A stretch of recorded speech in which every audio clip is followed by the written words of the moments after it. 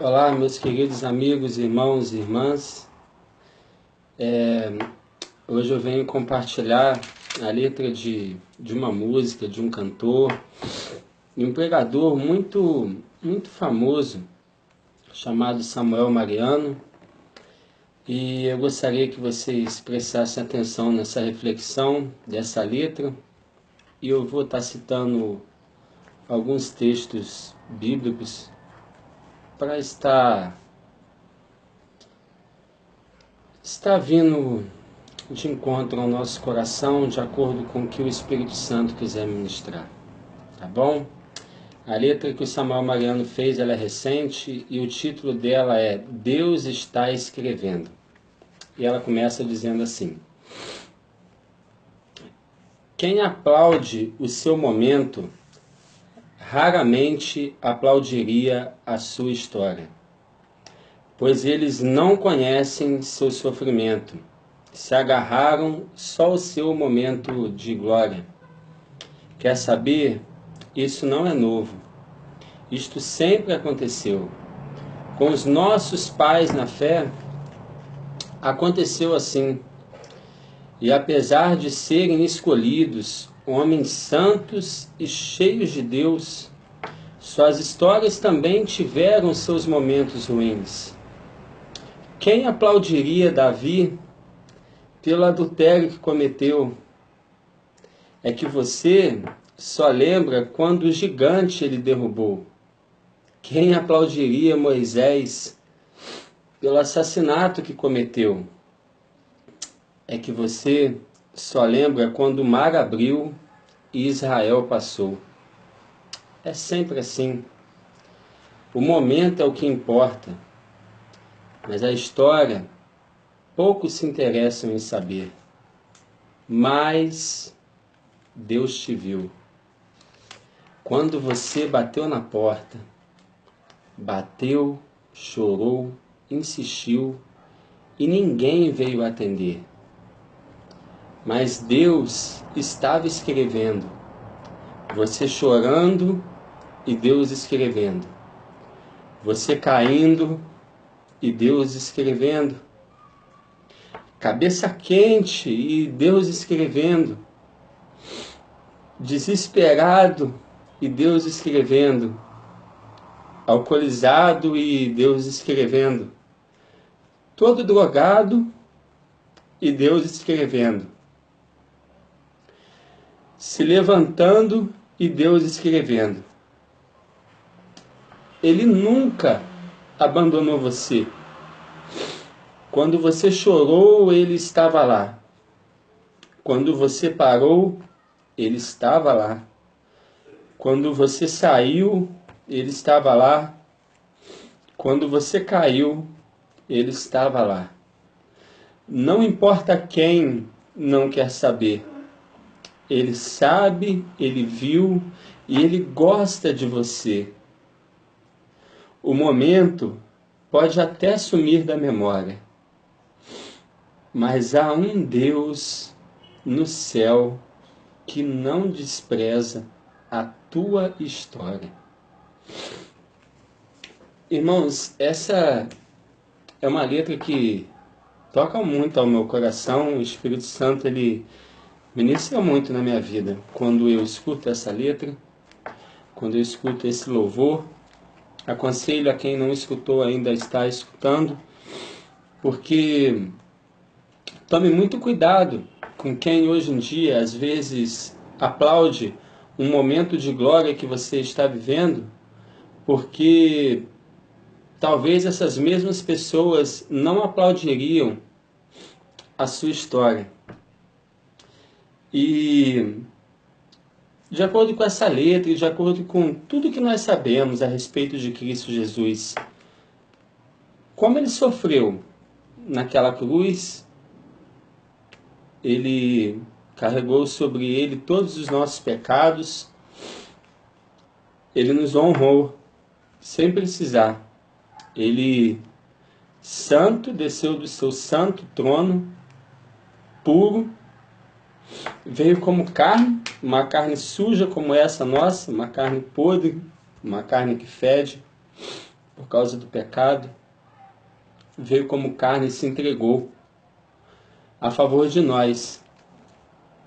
E toda essa letra que eu li, a todo momento, quando você estava chorando, desesperado, sofrendo, drogado, alcoolizado, passando por momentos de dificuldades, fora ou dentro dos caminhos do Senhor, fora ou dentro dos estatutos, dos mandamentos do Senhor, Ele nunca te abandonou, Ele nunca me abandonou, Ele sempre esteve conosco, Ele sempre nos honrou, independentemente de nós não honrarmos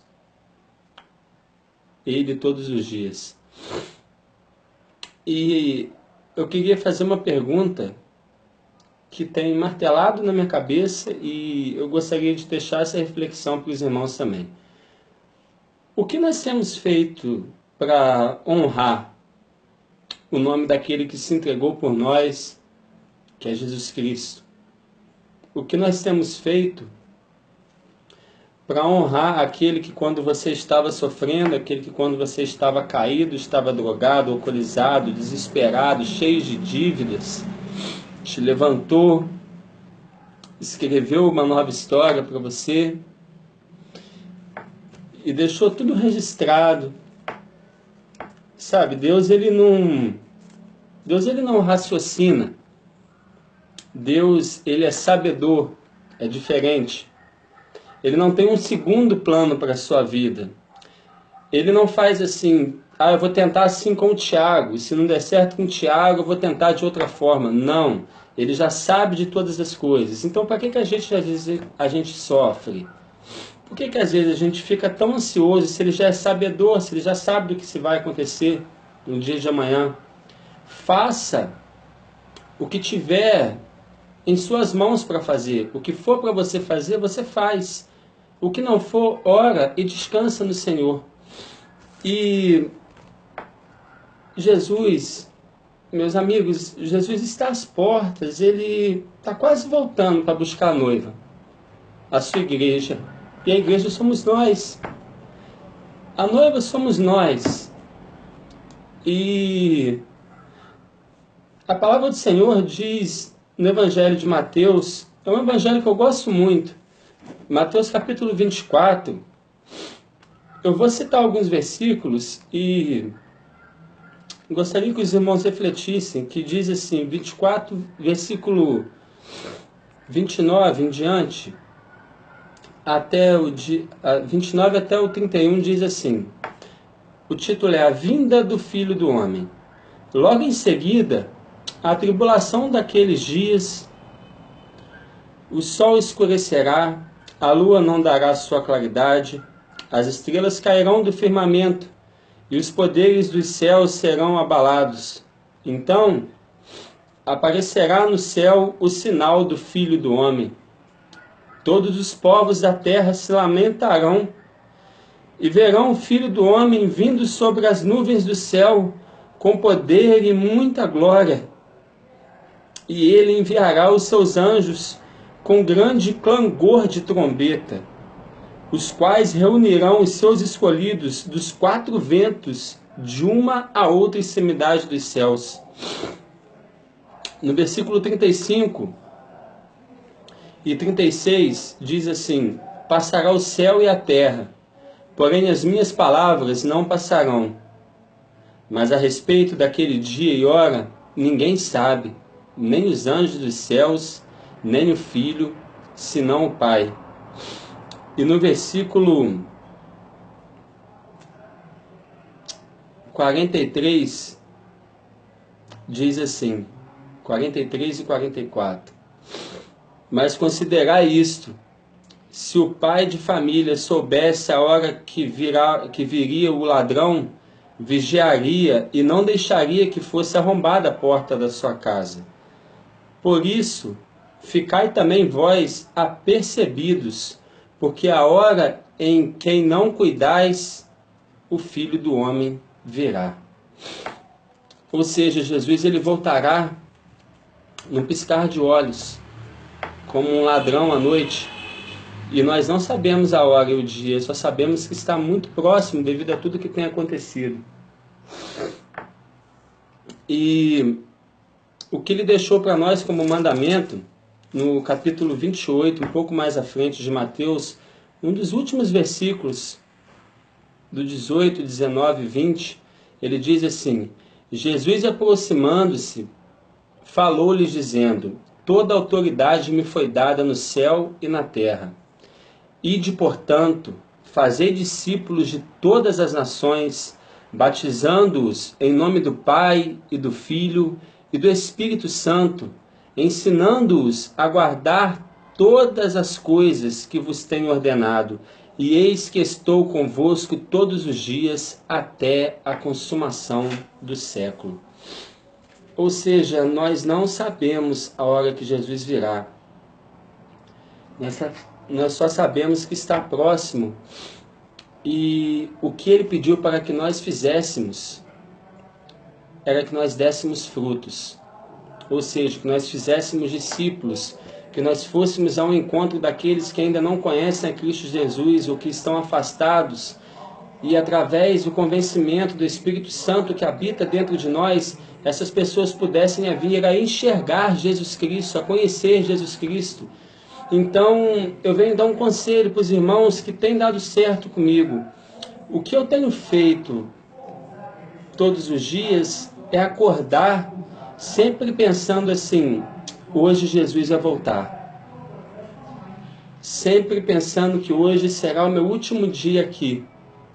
E o que ele vai pedir de nós são os frutos, são os discípulos. Eu tenho 32 anos de idade, eu vou fazer 33 esse ano. Quantos frutos, quantos discípulos eu vou apresentar para ele quando ele vier? Essa é a pergunta que eu faço para você também. Quantos anos de vida você tem? Quantas pessoas você já resgatou para Cristo Jesus? Porque é isso que ele vai cobrar de mim, de você, é isso que ele vai cobrar de nós. Então, como a gente não sabe o dia que ele vai vir, viva todos os dias como se fosse o dia que Jesus voltará nessa terra para nos buscar. Porque este livro aqui, de capa preta, que se chama Bíblia Sagrada, as Escrituras Sagradas, não é um conto de fadas. Tudo que está escrito aqui irá se cumprir. E como eu acabei de ler, nós não sabemos o dia e a hora que ele virá. Então viva todos os dias como o último dia da sua vida. E faça discípulos e discípulas para Cristo Jesus. Não perca mais tempo. Assim como eu perdi muito tempo da minha vida, hoje eu estou correndo atrás para poder tirar essa desvantagem que eu fiquei muito tempo afastado da presença do Senhor. Então, viva hoje como a última oportunidade que você tem de fazer o certo e honrar a Jesus Cristo, aquele que se deu na cruz pela sua vida, pela minha vida, pela nossa vida. Honre a Ele, viva o último dia, todos os dias como o último dia da sua vida, honrando a Ele, porque Ele nos honra a todos os dias. Amém, meus irmãos? Essa é a palavra que eu gostaria de deixar para os irmãos. Espero que possam refletir e pensar a respeito de tudo que foi ministrado no Espírito Santo, através do Espírito Santo dos nossos corações, tá bom? Que Deus abençoe a cada irmão, a cada irmã, e que venha a derramar bênçãos sobre a vida de cada um. Um forte abraço a todos vocês.